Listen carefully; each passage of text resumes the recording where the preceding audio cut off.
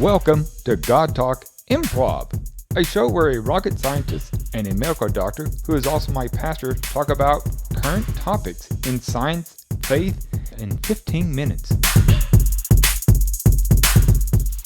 So, Dr. Andy, welcome to the show. Hey, Doug. Today we're going to talk about why atheists are angry, right? Why are atheists angry? That is a great topic. All right, so we're going to talk about that today. This is God Talk Improv, where we faithfully examine science and reasonably examine faith. And this is God Talk Improv, where we rightly divide the line between science and faith.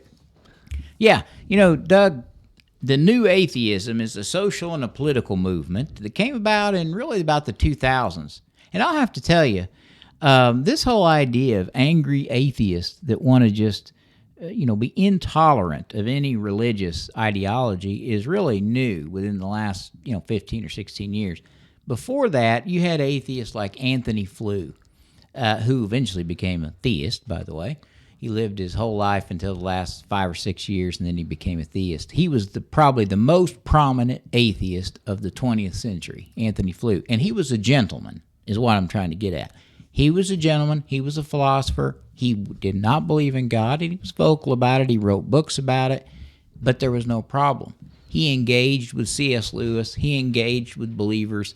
He was willing to talk and have conversation with theists and Christians and other, believers in God, non-Christian Jews. He was willing to have conversation and discourse about ideas, and he didn't do it in a hateful way.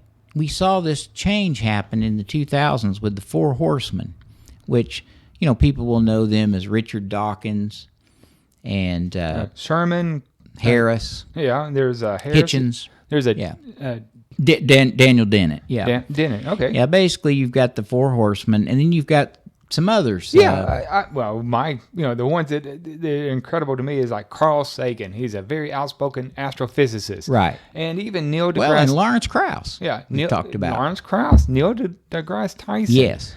I mean, those are astrophysicists and scientists and everything, and they are, these are writers and scientists and philosophers, atheistic, who say that religion should not simply be tolerated, but should be countered, should be criticized, and should be exposed for irrationality. And they just believe that there's no reason at all for religion in our day and age. They believe that religion is damaging, not helpful. Right. They believe it's some kind of leftover vestige from our evolutionary development that you and I just are knuckle draggers, I guess, where you haven't evolved far enough to lose our religious brain, and they have. And it's that kind of view. And I don't get where it comes from, but basically they lend themselves to secular humanism, and they want to indoctrinate children in the schools to have no faith. No faith. And my thought on this is, well, why are you so angry at faith? I mean, if you don't want to have it, right? Now let's define the terms for a minute. Let's define the terms. All right? Atheism is atheism. A means non. Right. That's what it means. Theism means belief in God. So non-God believer. Okay. So you believe there's no God, you're an atheist? Fine. But why would that require you to counter religion and be intolerant of religion? Okay? Now, as opposed to, we could say agnostics. Okay? I used to be an agnostic. Agnostic is someone who's not sure, who has questions. They don't necessarily not believe in God. They don't not believe. They're saying, I'm not sure about it. Right. Okay, that's different. There's different levels of being an atheist. There's the level, if you can say, hey, I'm an atheist, you do what you do as a Christian, I'll do what I do as an atheist, and we won't intermingle. And that's we'll live together in harmony, right? That's in fine. Society, and I have my tolerate beliefs. You, right? You tolerate me. That's fine. Then you have these jokers who are very outspoken. They don't want you to have the right to practice your faith.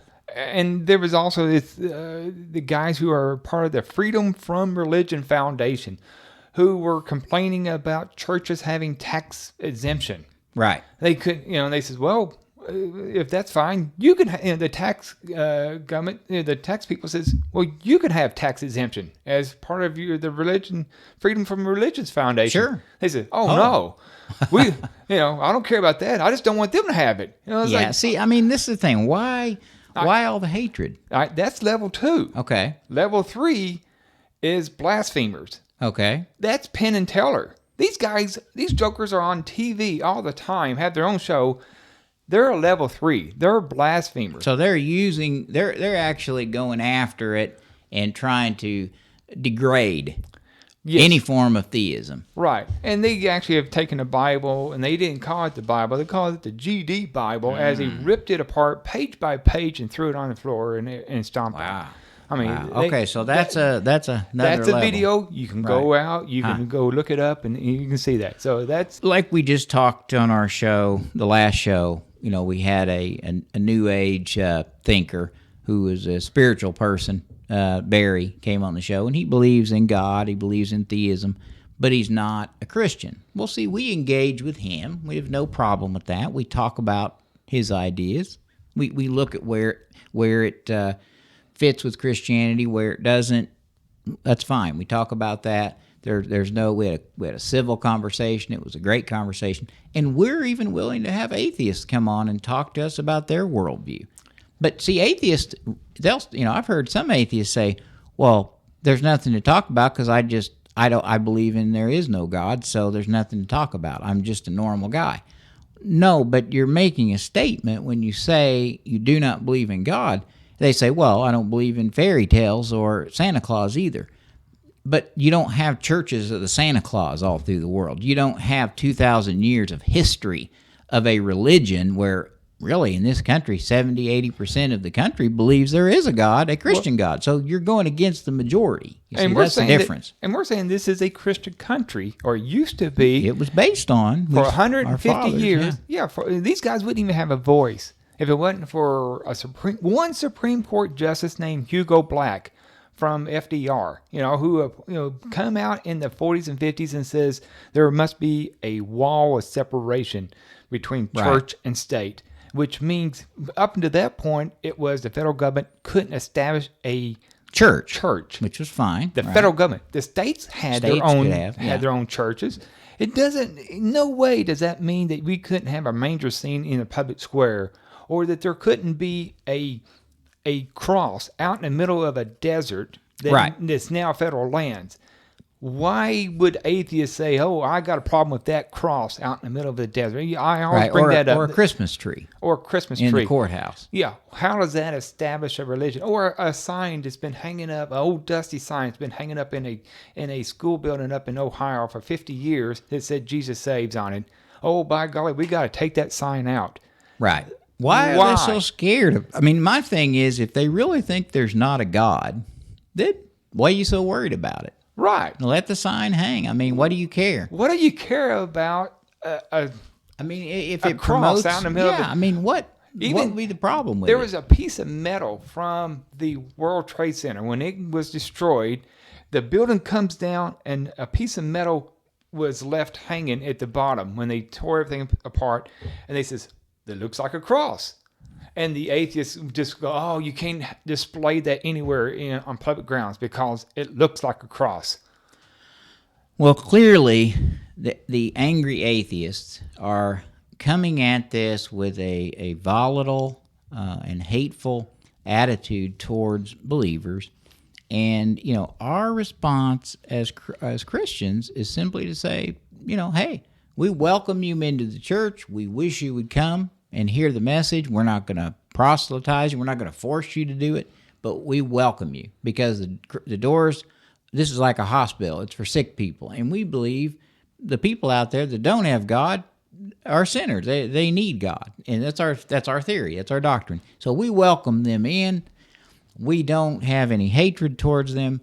We also, if somebody wants to say, "Hey, I'm an atheist," we're not going to tell them they can't believe that. There's freedom of speech and there's freedom of thought. And I have no problem with that. Even on our YouTube videos, we've had angry atheists go in there and attack our videos with just with nonsense. It's like, okay, you didn't even watch the show. Obviously, you didn't watch the show, right? Or you wouldn't be making those comments, about right. oh well, this is just made up. It's like, well, you didn't even read right. it. They didn't even know what we talked about, right? And just so you know, if they make a comment that is constructive, and the brings another argument against it, in the one episode about the 15 arguments of God, if they make a constructive argument and says, hey, you didn't talk about this, well, that's fine.